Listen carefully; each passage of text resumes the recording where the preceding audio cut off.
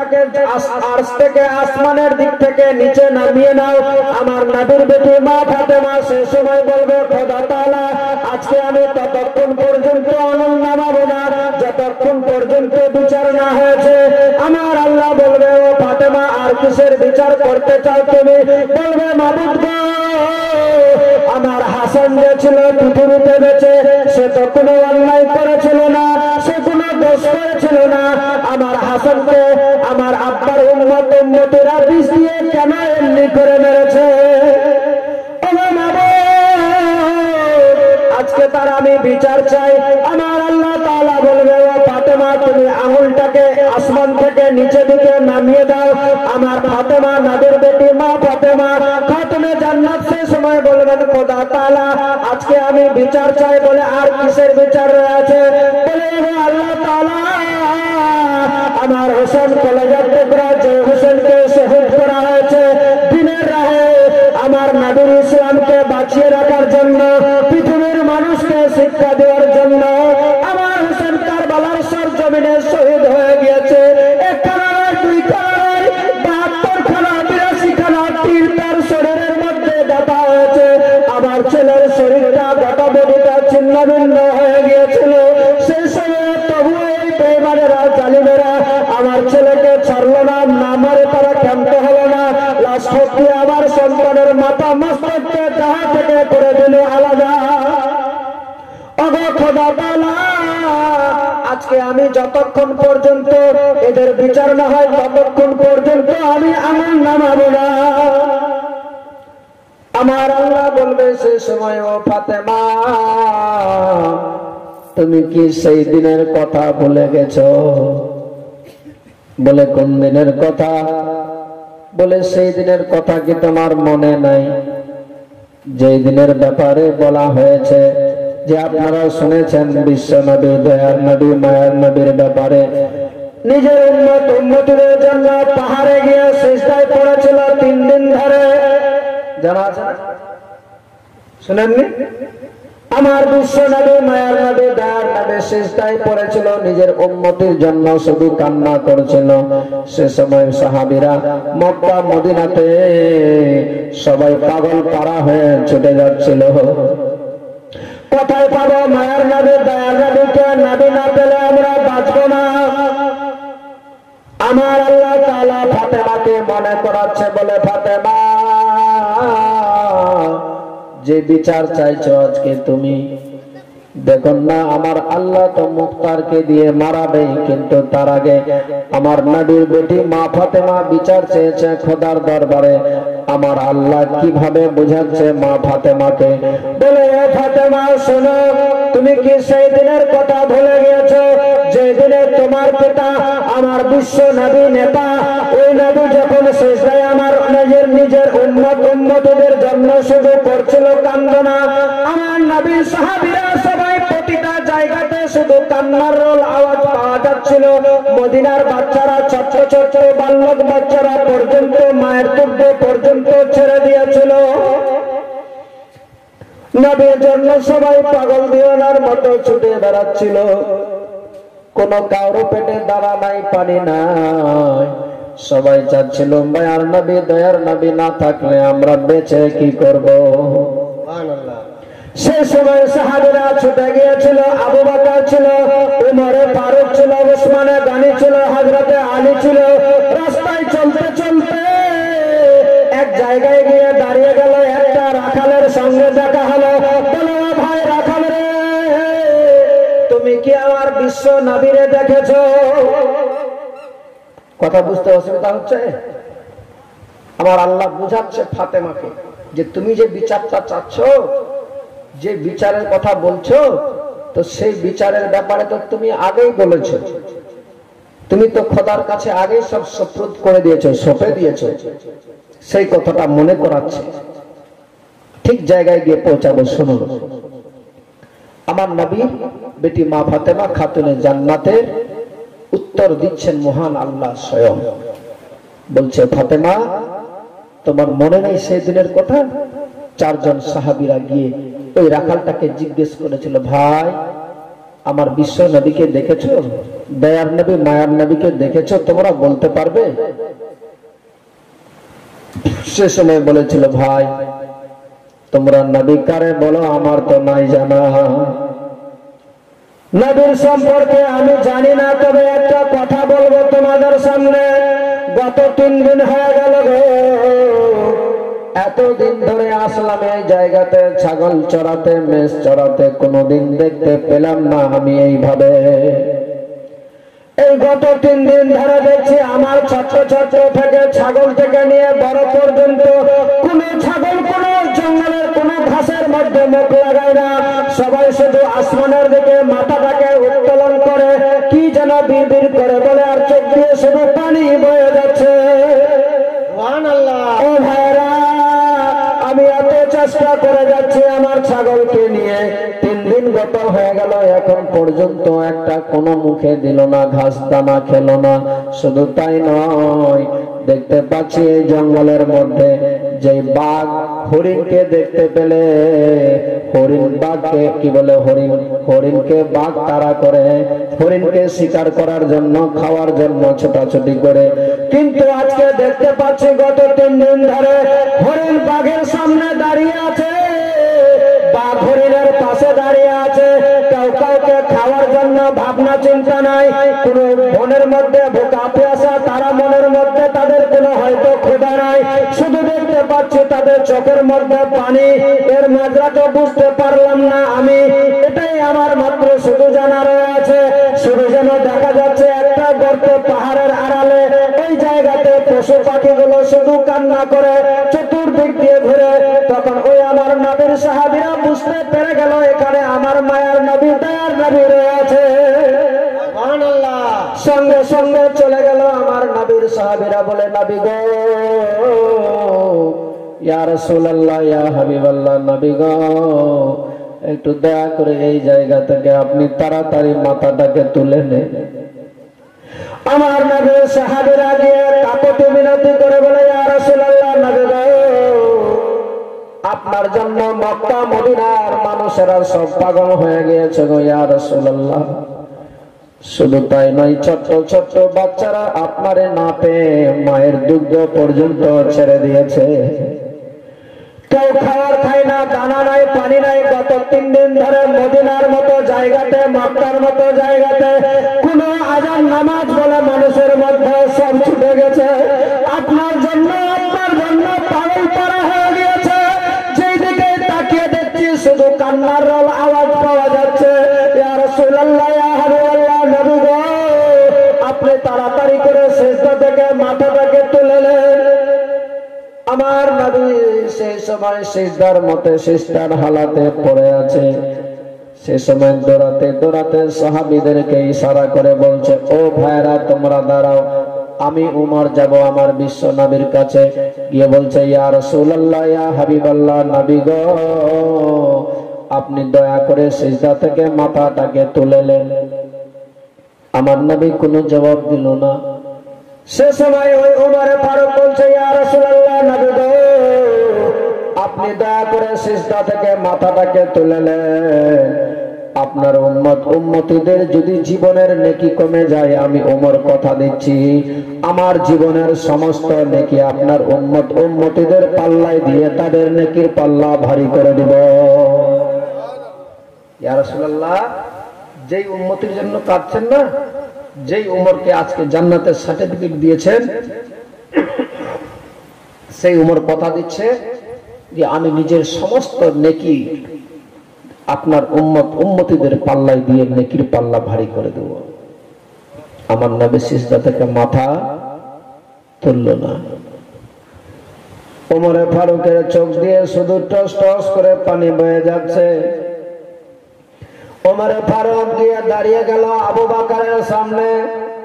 উসমানে গানিও দাঁড়িয়ে আছে, হযরতে আলীও দাঁড়িয়ে আছে। বলে, ওমর, তুমি কেন কাঁদছো এমনি করে? বলে, হয়তো আমার মনে হয় আমার বিশ্ব নবীর কাছে গিয়ে আমি কাকুতি মিনতি করে বললাম, আমার সমস্ত নিজের জীবনের নেকি দিয়ে দিতে চাইলাম, তবু আমার নবী সিজদা থেকে মাথা তুলেনি। হয়তো মনে হয় আমার প্রতি নারাজ হয়ে গিয়েছে। উসমানে গানি তখন তোমার চিন্তা করো না। আবু বকর রয়েছে, আবু বকর সিদ্দিক বলে উমর রে চিন্তা করো না, আমি যাচ্ছি নবীর দরবারে। নবীর কাছে গিয়ে বলে ইয়া রাসূলুল্লাহ, ইয়া হাবিবাল্লাহ, নবী গো দয়া করে আপনি সিজদা থেকে মাথাটাকে তুলে নেন। আপনার উম্মত উম্মতীদের যদি জীবনের নেকি কমে যায়, আমি আবু বকর কথা দিচ্ছি ইয়া রাসূলুল্লাহ, নবী গো আপনার উম্মত উম্মতীদের নেকির পাল্লার মধ্যে আমি নিজের জীবনের সমস্ত নেকি দিয়ে দিব। সুবহানাল্লাহ। এই আবু বকর সিদ্দিক উমরে ফারুকের নেকি কত ছিল জানা দরকার আছে কিনা? এই উমরে ফারুকের ব্যাপারে বলা হয়েছে হাদিস শরীফের মধ্যে, বুখারী শরীফের মধ্যে রয়েছে। বাবা আমার নবী তো জাহানের বাদশা, একদিন মা আয়েশার ঘরের মধ্যে গিয়ে পৌঁছে গিয়েছে। ওই মুহূর্তে আমার নবী মা আয়েশাকে বুঝাচ্ছেন, হুজরাখানায় গিয়ে ঘরের মধ্যে ঢুকেছে, ওলমা বসে আছে এক মুষ্টি বালি নিয়ে। বলছে ও আয়েশা এই বালি কতগুলো আছে? বলে গন্তি করা সম্ভবপর নয়। বলে আয়েশা রে আমার উমরের নেকি এত আছে গন্তি করা সম্ভব হবে না। সুবহানাল্লাহ, জোরে বলেন সুবহানাল্লাহ। মা আয়েশা বলছে ইয়া রাসূলুল্লাহ তারপর? বলে আয়েশা আসমানের মধ্যে যা তারা নক্ষত্র আছে সব গন্তি শেষ হয়ে যাবে, জমিনের মধ্যে যা আছে সমস্ত কিছু লতাকা পতাকা বালি সব গন্তি শেষ হয়ে যাবে। আমার খোদা যা সৃষ্টি করেছে সমস্ত কিছু গন্তি শেষ কমপ্লিট হয়ে যাবে, কিন্তু আমার উমরের নেকি শেষ হবে না। বলুন সুবহানাল্লাহ, জোরে বলেন সুবহানাল্লাহ। তাহলে নেকি কত ছিল? এবার মা আয়েশা নবীর স্ত্রী বলছে ইয়া রাসূলুল্লাহ সব বুঝি উমরের, আমার আব্বার কিছু নাই। নারী না, মনে দুঃখ আসলো। বলে ইয়া রাসূলুল্লাহ শুধু সব উমরে ফারুকের, আমার আব্বার কি নেকি নাই? আমার নবী বলছেন ও আয়েশা শোনো, সমস্ত সাহাবীদের নেকির কথা আর কি বলবো, তোমার পিতার কথা আমার আবু বকর সিদ্দিকের নেকির কথা আর কত বলবো তোমাকে আমি। তবে শোনো, সমস্ত সাহাবীদেরকে সমস্ত সাহাবীদের নেকি একদিকে যদি রাখা হয়, সমস্ত সাহাবীদের জিন্দেগানির নেকিকে এক পাল্লায় যদি রাখা হয়, আর আমার আবু বকরের একটি রাতের নেকিকে যদি এক পাল্লায় রাখা হয়, আমার আবু বকরের নেকির পাল্লা ভারী হবে, বাকি সবার পাল্লা হালকা হয়ে যাবে। জোরে বলেন সুবহানাল্লাহ। সেটা কোন রাত শুনবেন? 50 টাকার হবে না? 5 জনের কাছে শেষ মুহূর্তে 50 টাকা করে হবে না? হবে? চেষ্টা করেন তো দেখি। যে আবু বকরের ব্যাপারে বলা হয়েছে, কারণ এখানে ইমাম হোসেনের জীবনী হচ্ছে বলে শুধু হোসেন হাসানের নামে এখানে গজল হবে সেটা নয়, যার জন্য কুল কায়নাত সৃষ্টি সেই নবীর ব্যাপারে কি বলছে। এক ভাই আমার দিয়েছে 50 টাকা দান, আল্লাহ তাআলা যেন পুরো করে তার মনের আরমান। আমিন, জাযাকাল্লাহু ফিদ দারাইন। চট করে নিয়ে আসেন তো 2-5টা মা বোন, আপনাদের কাছে যদি থাকে তাহলে বাড়িতে নিয়ে যাবেন না, আজকে দিয়ে যান এই পবিত্র সভাতে। সুবহানাল্লাহ। চেয়েছিলাম 50 টাকা, বাবাজি আমার এই বাবাজি দিয়েছে জায়গা দান, এই যে বাবাজি আমার 100 টাকা করেছে দান। সুবহানাল্লাহ। আরো এক বাবার আমার সুবহানাল্লাহ এক মৌলানা সাহেব দিয়েছে 100 টাকা, আরো এক বাবাজি আমার দিলেন 100 টাকা, আরো হাত ভরা কিছু চলে এসেছে দান। সুবহানাল্লাহ। আরো 50 টাকা পাঠিয়েছে দান। আমি জাযাকাল্লাহু ফিদ দারাইন। আরো একটি বাচ্চা 50 টাকা করেছে দান। আরো এক ভাই আমার হযরত করেছেন 50 টাকা দান। মাওলা তাআলা পুরো করে তার মনের আরমান। শুনে যান জীবনে আবু বকর সিদ্দিকের কি নেকি ছিল। দুইজন মিলে আরো 100 টাকা করেছে দান। আরো এক ভাই দিল 50 টাকা, আরো একজন দিল 100 টাকা। আল্লাহ যেন জীবনে তার হাতকে না করে থাকা। আমিন, জাযাকাল্লাহু ফিদ দারাইন। আরো একটি বাবু আমার দিয়ে পাঠিয়েছে 50 টাকা দান। সুবহানাল্লাহ। মরিয়ম 200 টাকা নানি আর দাদির নামে করেছে দান। মাওলা তাআলা তাদের জন্য জান্নাতের স্থান করে দিয়ে যান, ঠিকানা জান্নাতের মধ্যে স্থান, তাদেরকে দিয়ে জান্নাতি নেওয়া জান্নাতি হওয়া। এক ভাই আমার আরো দিল 50 টাকা, আরো এক ভাই দিয়েছে 50 টাকা দান। আল্লাহ তাআলা পুরো যেন করে মনের আরমান। এক বাবাজি দিয়েছে 100 টাকা। সুবহানাল্লাহ। আরো এক ভাই দিয়েছে 50 টাকা দান। সুবহানাল্লাহ। আরো এক বাবাজির আমার কয়েকজন মিলে পাঠিয়েছে হাত ভরা দান। মাওলা তাআলা পুরো করে তার মনের আরমান। যে উদ্দেশ্য দিচ্ছে খোদা তাআলা সকলের মনের আশা মনের বাসনা আল্লাহ তুমি কবুল করিও সকলে মিলে বলুন আল্লাহুম্মা আমিন। শুনুন আমার আবু বকরের ব্যাপারে বলছে যে পৃথিবীতে আমার যত সাহাবী আছে সমস্ত সাহাবীদের নেকিকে এক পাল্লার মধ্যে যদি রাখা হয় আর আমার আবু বকরের নেকি একটি রাতের নেকিকে যদি এক পাল্লায় রাখা হয় সবার নেকির পাল্লা হালকা হয়ে যাবে, আমার আবু বকরের নেকির পাল্লা ভারী হয়ে যাবে। সুবহানাল্লাহ। সেটা কিরা শোনাচ্ছি। সুবহানাল্লাহ। একজন দিয়েছে 100 টাকা, আল্লাহ যেন তার হাতকে জীবনে না করে ফাঁকা, মাওলা তাআলা তার আত্মীয় স্বজনদের নামে জান্নাতে গেটকে তুমি করে দিও ফাঁকা। কবি বলছেন সৈয়দ আলাম নবী যে শাহে জামানা উম্মত কে তারাতে নবী হলেন রাওয়ানা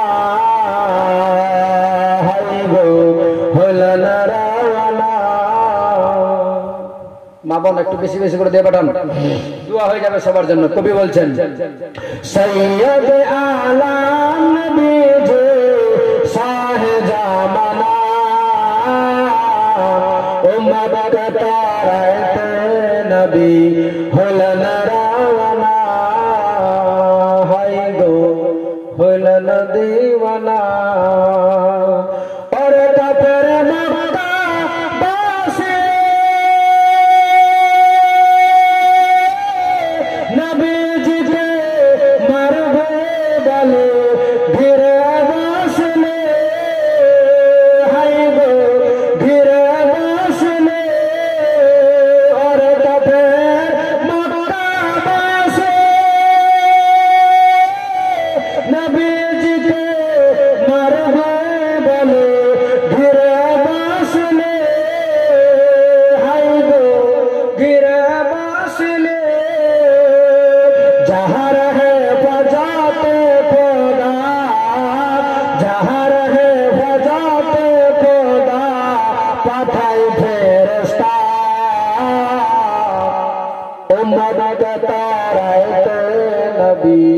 হলেন রাওয়ানা হায় গো হলেন দিওয়ানা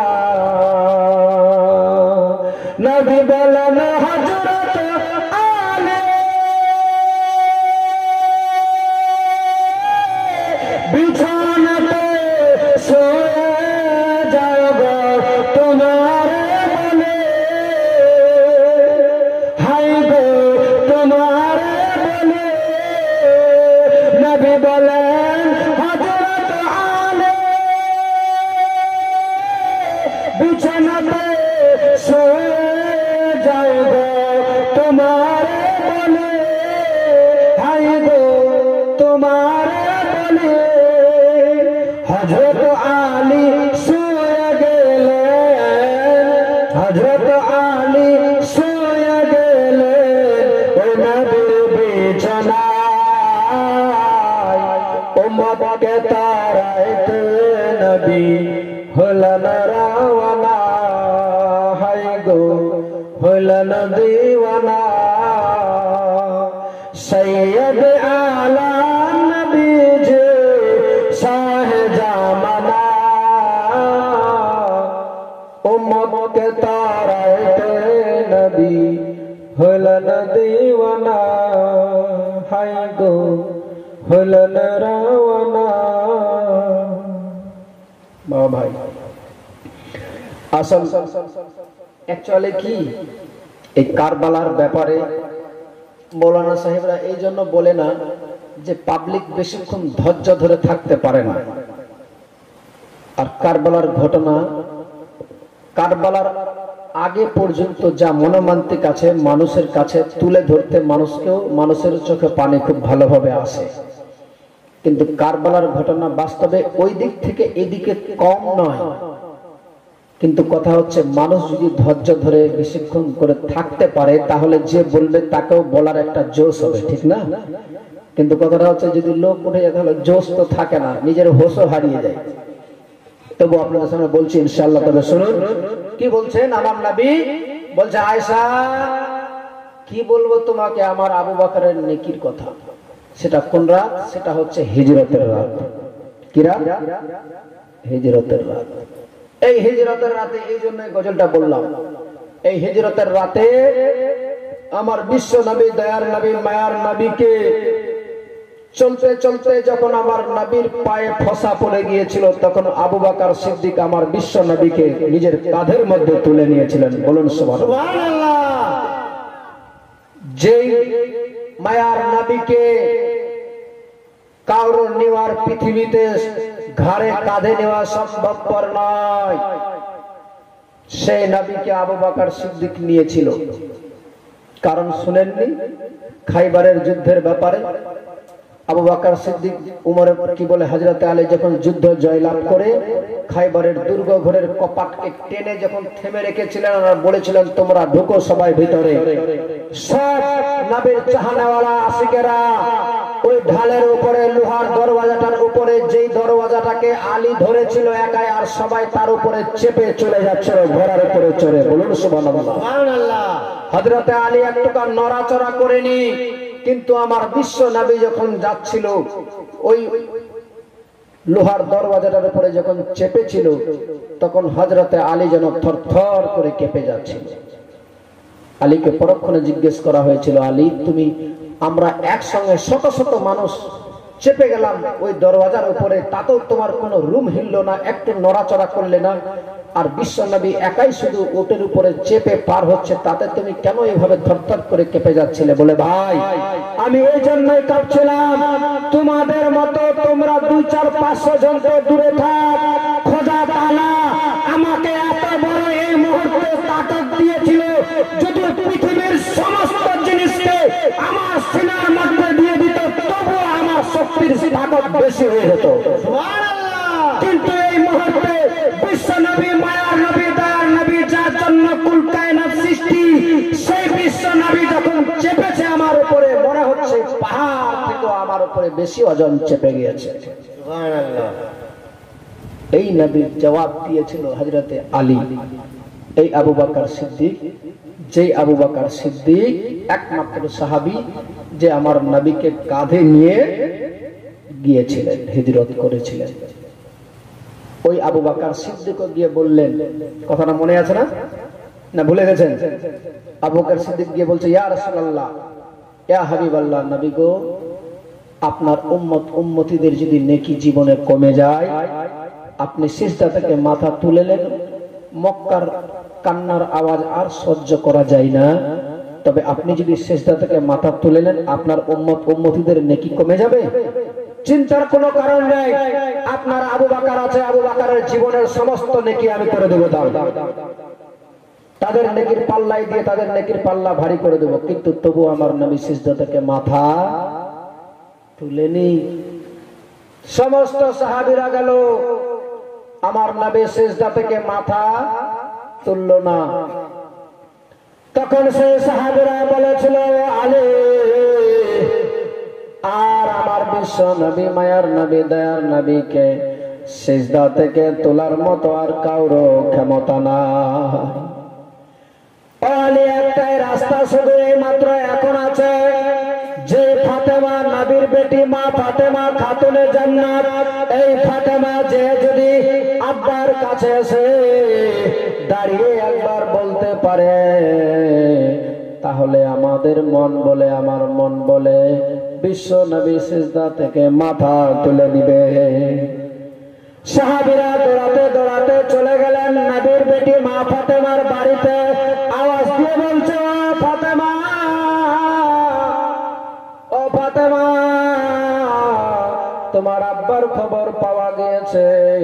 যেমনি শুনেছে নবীর বেটি মা ফাতেমা, শোনার সঙ্গে সঙ্গে দরওয়াজার কাছে এসে দাঁড়িয়ে গেল। বলে কোথায় আছে বলে? বলে এক পাহাড়ের আড়ালে পাহাড়ে সিজদায় পড়ে আছে, আমরা গিয়ে দেখলাম বিশ্ব নবীর কাছে, কাকতি মিনতি করলাম ফাতেমা, বিশ্ব নবীকে সিজদা থেকে মাথাটা তুলতে পারলাম না। ও ফাতেমা,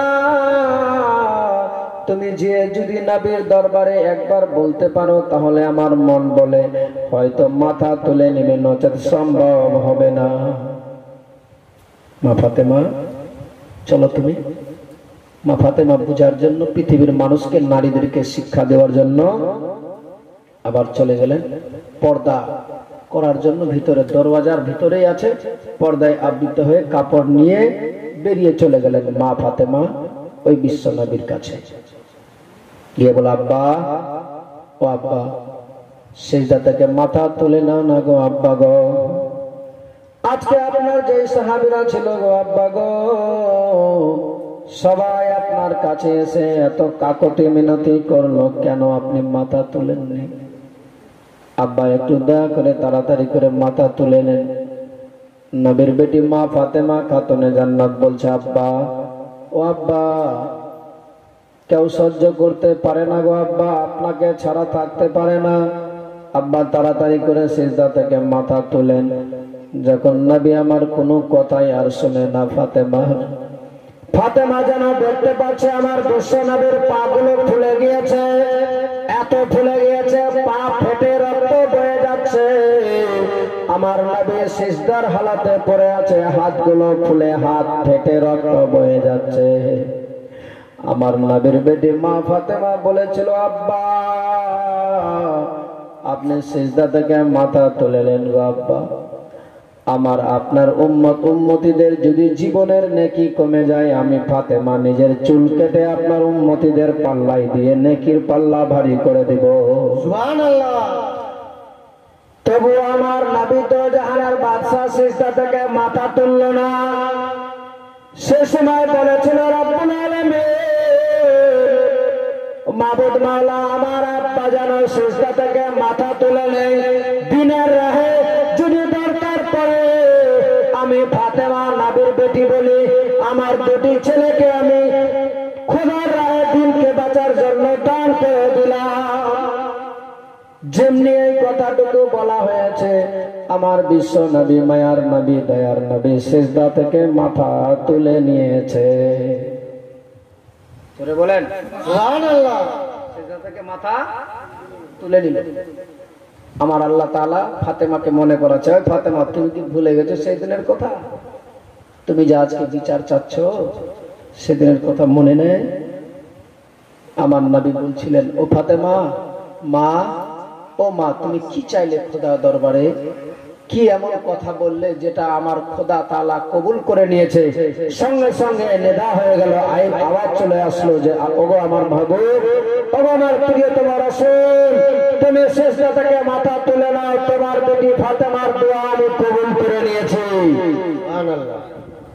আমার নবীর বেটি মা ফাতেমা সেখানে বলছেন, আব্বা, তোমার দিনের রাহে তোমার উম্মতিদেরকে সৎ পথে, সঠিক পথে চলার জন্য আমি নিজের ছেলেদেরকে দিনের রাহে দান করে দিয়েছি।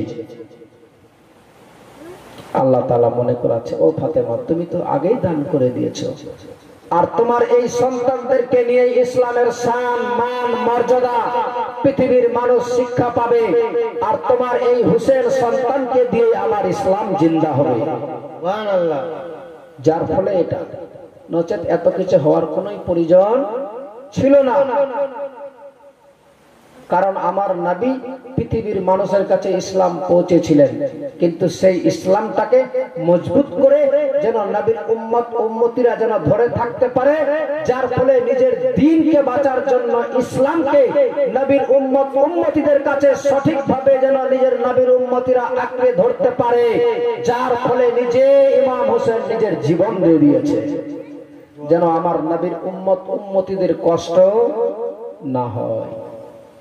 অনেক লম্বা ইতিহাস আছে, আর সামনে বেশি বাড়ছে না, তবে শর্টে শুনুন এজিদের কি হচ্ছে। একবার দরুদ শরীফ পাঠ করুন, তারপরে আগাবো ইনশাআল্লাহ। আল্লাহুম্মা সাল্লি আলা সাইয়্যিদিনা মাওলানা মুহাম্মদ ওয়া আলা আলি সাইয়্যিদিনা মাওলানা মুহাম্মদ। আল্লাহুম্মা সাল্লি মাওলানা মুহাম্মদ ওয়া আলা আলি সাইয়্যিদিনা মাওলানা মুহাম্মদ সাল্লাল্লাহু তাআলা আলাইহি ওয়াসাল্লাম। এজিদ এবার ওই মুখতার নামে, যার ব্যাপারে আমার নবীর সাহাবী হযরত আলী মদিনায় বলে দিয়েছিল যে এই মুখতার বড় হবে, একদিন আমার আল আওলাদকে যারা মারবে, যারা শহীদ করবে, তাদের বদলা নেওয়ার জন্য এই মুখতার দাঁড়াবে। মুখতার দাঁড়িয়ে গেলেন কুফার মতো জায়গাতে, তার সঙ্গে আরো একজন সাথ দিয়ে দিল। এই দুইজনা মিলে এবার জোরদার শুরু করে দিল। কথায় আছে কে? এই সিমন ইবনে সাদ এদেরকে খোঁজাখুঁজি শুরু করলো, কোথায় পাওয়া যাবে। এই ইবনে সাদটা যে ছিল, ইবনে সাদ হচ্ছে একজন নবীর সাহাবীর ছেলে, আবু ওয়াক্কাসের ছেলে। এই সাহাবীর ছেলে হয়ে এই নবী পরিবারের প্রতি এই জলা জুলুম করেছে। ইবনে সাদকে কোথায় পাওয়া যাবে? বাড়িতে এসে খলি যে ইমাম হোসেনকে মেরেছিল সেই তার ব্যাপারে খোঁজ নিতে গেছে, তো দেখছে বাড়িতে আছে। আওয়াজ দিচ্ছে, বলে খুলো দরওয়াজা। বলে কে আছে? বলে মুখতারের দরবারে যেতে হবে। তা এই খলিদ বলছে নিজের বিবিকে যে তুমি বলো যে বাড়িতে নাই। খলিদ বলছে বলে দাও যে বাড়িতে নাই। এই বেঈমান জাহান্নামী পাপী দুষ্ট আমার বিশ্ব নবীর নওয়াসার নাতি, এই নওয়াসার মাথা মস্তককে নিয়ে এসে বাড়িতে ইনাম নেওয়ার লোভে, অর্থ নেওয়ার লোভে বাড়িতে নিয়ে এসে ঘরের মধ্যে রাখেনি, একটা চুলহার মধ্যে ভিতরে ঢুকিয়ে দিয়েছিল। বলুন নাউজুবিল্লাহ। ইমাম হোসেন মাথা মস্তকটাকে চুলহার মধ্যে রেখেছিল, তখন ওই তার খলিদের বিবি বলছিল যে তুমি কোথায়, কি ব্যাপার, তুমি এভাবে তোমার মুখ চোখ কেন, তোমার মনে হচ্ছে মন্তব্য কোনো আলাদা আছে। বলছে না, অন্য কিছু না, তবে আমারে ভালো লাগে না, তাড়াতাড়ি করে যেতে হবে এজিদের কাছে, এজিদের দরবারে নিয়ে যাব আমি তাড়াতাড়ি করে, আমার মন চাইছে যে এজিদের কাছে গেলে আমি শান্তি পেয়ে যাব। কিন্তু বেরাদার, ওনার স্ত্রীকেও পর্যন্ত বলেছিল না যে আমার বাড়িতে ইমাম হোসেনের মাথা মস্তককে রেখেছি। ওনার বিবি যখন রান্না ঘরে গিয়েছে, দেখতে পাচ্ছে সুবহানাল্লাহ, চুলহা থেকে নিয়ে আসমান পর্যন্ত একটা নূর লাইট জ্বলছে। বলুন সুবহানাল্লাহ। সুবহানাল্লাহ। সঙ্গে সঙ্গে দেখে সহ্য না করতে পেরে ওই খলি, যে খলি আমার হোসেনকে মেরেছিল, যে ইবনে সাদ বেঈমান জাহান্নামে তারা দল একটা করেছিল, তাকে সেই খলির কাছে গিয়ে বলছে, ওই বেঈমান, তুমি কি বুঝতে পারলে না এটা আলে নবী, নবী খানদান, ইমাম হোসেনের প্রতি তুমি এমন করে